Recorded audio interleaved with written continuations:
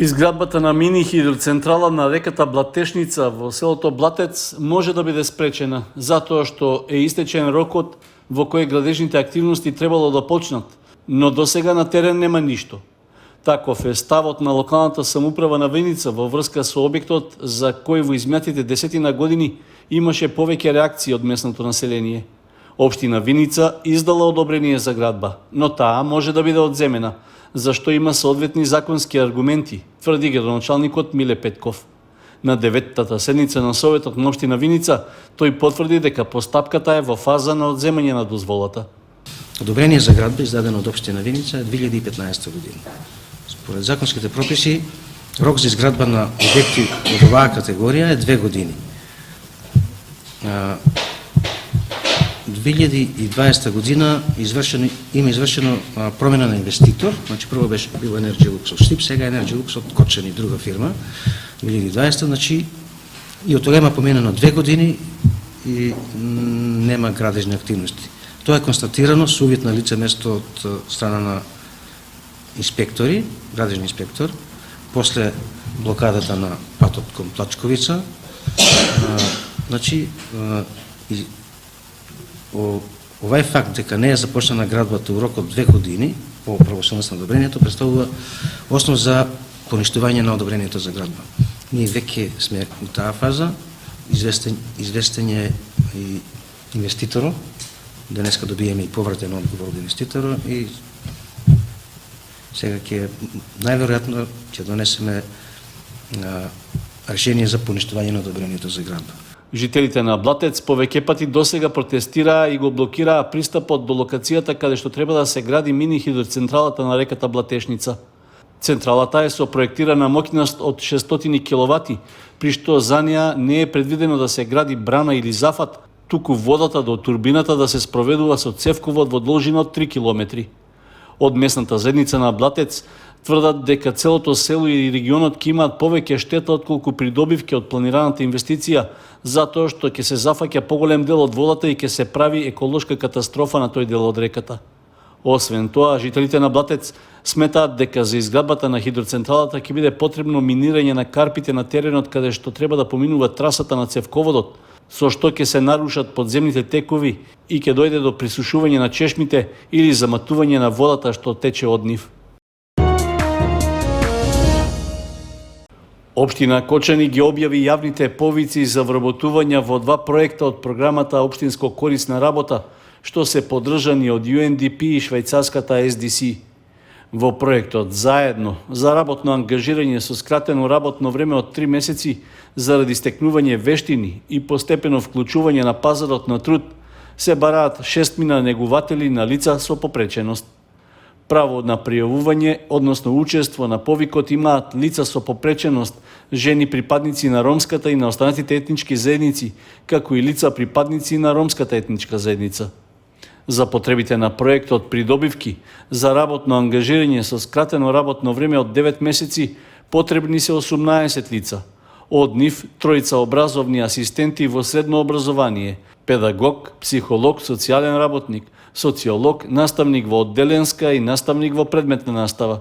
Исто така потребни се и 5 негуватели на деца во градинка, 6 лични асистенти за лица со попреченост и по 2 лица како дел од тим за психосоцијална поддршка и даватели на услуги во Центарот за донации. Пријавувањето на заинтересираните кандидати е до 13 јуни до 14 часот во Центарот за вработување во Кочани. Јавните огласи веќе се објавени на огласната табла, како и на веб страницата на општина Кочани, а и во Центарот за вработување и во Центарот за социјални работи.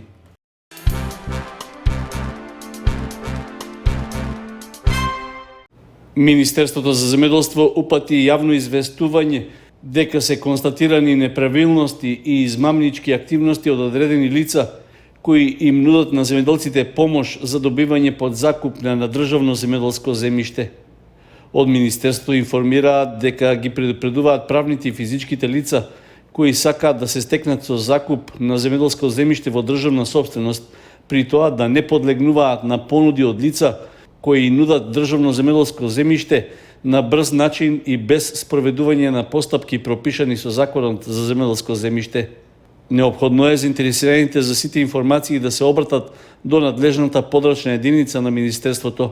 Таму ќе ги добијат сите потребни информации за законските постапки за добивање земјоделско земјиште во државна собственост во закуп или пак да ја користат веб страницата на Министерството каде се објавени сите јавни огласи и повици за давање под закуп на земјоделското земјиште.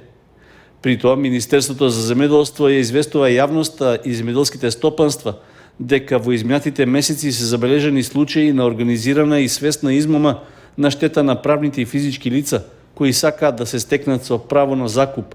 Измамата се врши преку фалсификување на подписите на министрите за земјоделство кои биле во функција во тој период, а кои согласно Законот за земјоделско земјиште се единствено надлежни за склучување договор за закуп на државното земјоделско земјиште. Освен подписите на министрите, фалсификувана и содржината на договорите за закуп, а истите не се архивирани во архивата на Министерството. Ваквите инкриминирачки дејства се пријавени во надлежните институции за откривање и гонење на сторители на кривични дела и се очекува во најбрз можен рок да се откријат сторителите и да започнат соодветни кривично-правни постапки.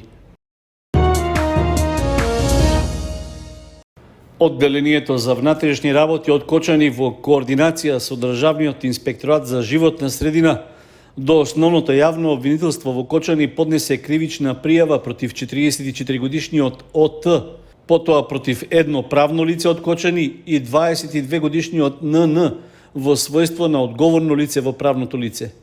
Против нив постојат основи на сомнение дека сториле кривично дело за грозување на животната средина со отпад според членот 230 од Кривичниот законник. Физичките лица во име на второ пријавениот правен субјект во периодот од 17 февруари до 13 април годинава на инсталација лоцирана на улицата Индустријска безброј во Кочани неовластено тргувале со отпад. При тоа немале дозвола за управување со отпад издадена од стручен орган, односно од Управата за животна средина при Министерството за животна средина и просторно планирање. Со тоа тие постапиле спротивно на Законот за управување со отпад и за период од 2 месеци оствариле противправна имотна корист од близу 1.600.000 денари.